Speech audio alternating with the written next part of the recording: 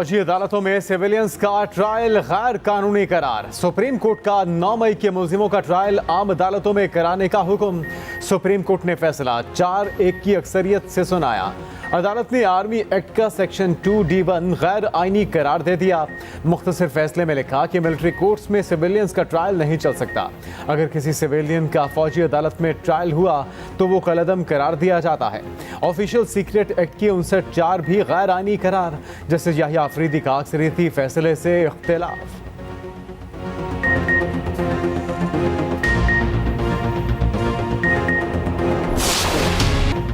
Cipher case में बड़ी पेशरफ। Chairman PTI और शाह महमूद कुरैशी पर फर्द जुर्म आयद। फर्द जुर्म रोकने की चेयरमैन पीटीआई की दरखास्त मुस्तरद। अडयाला जेल में केस की समाअत। जज अबुल हसनात जुल्करनैन ने फर्द जुर्म आयद की। फर्द जुर्म के मतन में कहा गया, चेयरमैन पीटीआई ने बतौर वजीर आजम साइफर को गलत तरीके से इस्तेमाल किया। चेयरमैन पीटीआई के अमल से रियासत पाकिस्तान की सलामती मुतासिर हुई। शाह महमूद कुरैशी के साथ मिलकर साइफर को मज़मूम मकासद के लिए इस्तेमाल करने की मंसूबाबंदी की। चेयरमैन पीटीआई और शाह महमूद कुरैशी का सेहत जुर्म से इनकार। समाअत 27 अक्टूबर तक मुलतवी।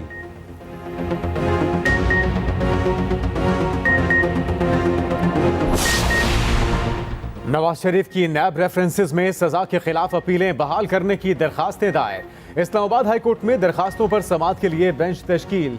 चीफ जस्टिस आमिर फारूक और जस्टिस मियां गुल हसन औरंगजेब पर मुश्तमिल बेंच कल समाअत करेगा। साबिक वजीर आजम नवाज शरीफ कल मरी से इस्लामाबाद हाई कोर्ट पेश होंगे।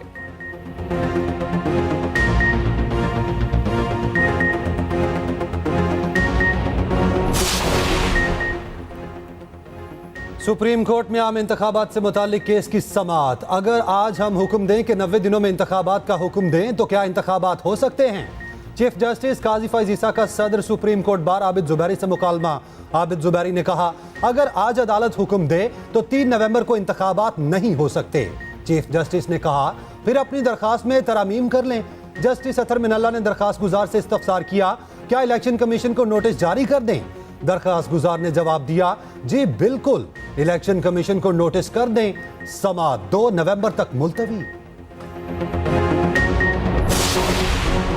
आमदन से जायद असासजात केस। इस्लामाबाद की एहतसाब अदालत ने इसहाक डार को बरी कर दिया। इसहाक डार के शरीक मुल्जिमान भी बरी। नैब की जानिब से अदालत में मौक़िफ़ अपनाया गया कि मुल्जिमों के खिलाफ शवाहिद नाकाफी हैं। अगर अदालत मुल्जिमों को बरी करती है तो नैब को कोई एतराज़ नहीं। एहतसाब अदालत के जज मोहम्मद बशीर ने फैसला सुना दिया।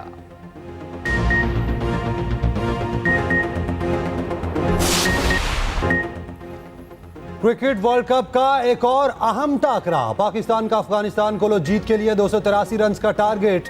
बाबर आजम ने 74, अब्दुल्ला शफीक ने 58 रन बनाए।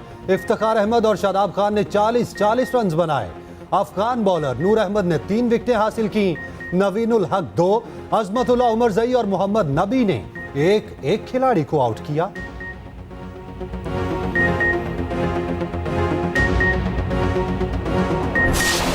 शायकीन क्रिकेट को पाकिस्तान के इवेंट में कम बैक की उम्मीद। क्रिकेट दीवानों का कहना है, अभी पाकिस्तान के 5 मैच बाकी हैं। कौमी टीम अफगानिस्तान के खिलाफ नाकाबिले शिकस्त रहने का एहसास बरकरार रखेगी।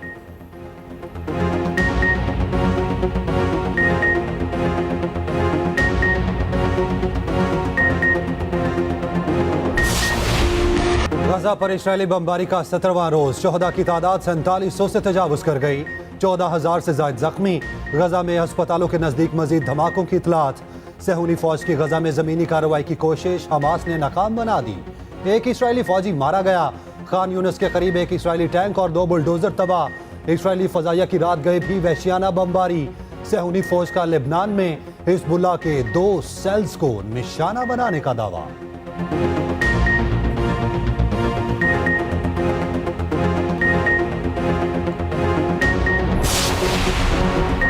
आए रोज फलस्तीन से दिल हिला देने वाले मनाजिर सामने आने का सिलसिला जारी। उस मासूम बच्ची के आंसू कौन पहुंचेगा जिसने मैयतों में पड़ी अपनी शहीद मां को उसके बालों से पहचाना। मासूम बच्चों से मां की गोद और बाप की शफकत छीन लेने वालों से हिसाब कौन लेगा? अपने प्यारों की मैयतों से लिपट कर रोने वाले फलस्तीनियों को कौन दिलासा देगा? दिल दहला देने वाले मनाजिर भी आलमी बरादरी की खामोशी तोड़ ना सके।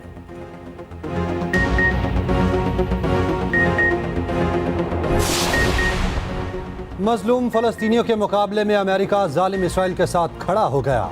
अमरीकी सदर का कहना है इसराइल को अपने दिफा का हक हासिल है। इसराइल को हिफाजत के लिए जो कुछ दरकार होगा वो फराहम करेंगे। बरतानिया, फ्रांस, जर्मनी, इटली और कनाडा का भी इसराइल की हिमायत जारी रखने का ऐलान। मुख्तलिफ ममालिक में फलस्तीन के हक में रैलियां निकाली गईं। इसराइल ने जंग बंद ना की तो खिते के हालात काबू से बाहर हो जाएंगे। ईरान ने आलमी बरादरी पर वाजे कर दिया। सऊदी वली अहद ने गजा में कशीदगी कम करने और मुहासरा खत्म करने पर जोर दिया। तुर्क सदर का हमास के रहनुमा इस्माइल हानिया से राब्ता, जंग बंदी के लिए तुर्क कोशिशों से आगाह किया।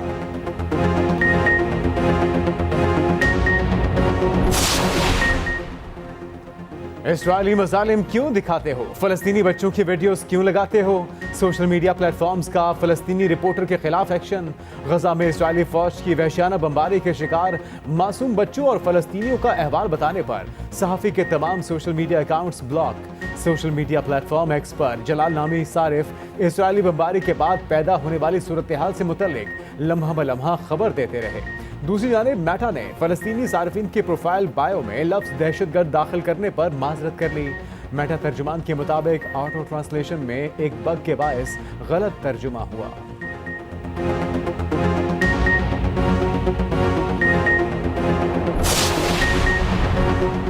मुस्लिम लीग नून के कायद नवाज शरीफ मरी पहुंच गए। मरियम नवाज भी हमरा हैं। साबिक वजीर आजम कल इस्लामाबाद हाई कोर्ट में पेश होंगे। नवाज शरीफ के मरी में शाहिद खाकान अब्बासी समेत दीगर सियासी रहनुमाओं से मुलाकातें मुतवक्के। नवाज शरीफ की जाती उम्रा में कानूनी टीम के साथ बैठक। नवाज शरीफ का शानदार इस्तकबाल करने पर कारकुनान और आवाम का शुक्रिया।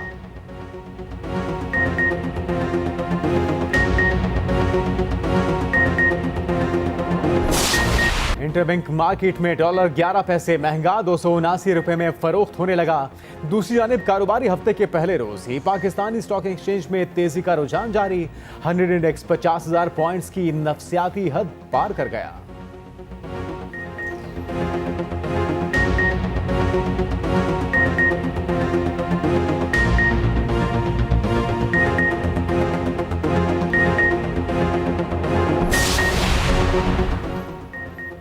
PIA का माली बहरान शदीद। कौमी एयरलाइंस का ऑपरेशन आज भी मुअत्तल।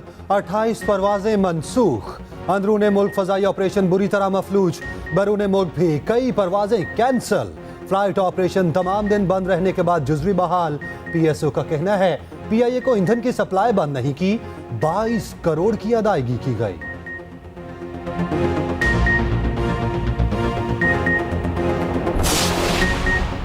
सिंध हाईकोर्ट का जराइम पर काबू पाने के लिए बड़ा हुक्म। सूबे भर के मफरूर इश्तिहारी मुलजिमों के शनाख्ती कार्ड, पासपोर्ट और बैंक अकाउंट्स ब्लॉक कर दिए। रिपोर्ट तलब। आज सिंध ने अदालत को बताया कि 6,125 इश्तिहारियों समेत 12,000 मुलजिमान गिरफ्तार।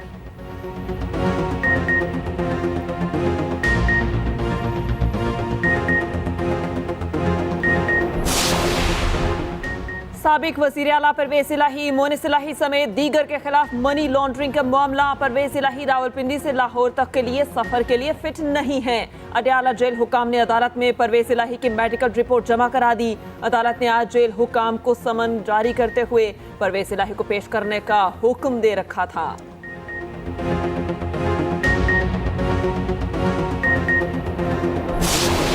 समंदरी तूफान तेज ने इंतहाई शदीद दर्जे की शक्ल इख्तियार कर ली। महकमे मौसमियात का 7वां अलर्ट जारी। तूफान ओमान से सिर्फ 260 किलोमीटर की दूरी पर। गवादर से फासला 1550 किलोमीटर। तूफान के मरकज में हवाओं की रफ्तार 180 किलोमीटर फी घंटा, 35 फीट ऊंची लहरें। महकमा मौसमियात के मुताबिक तूफान से पाकिस्तान के किसी साहली मकाम को खतरा नहीं। 23 अक्टूबर की रात यमन की बंदरगाह अलगीदा से टकराएगा।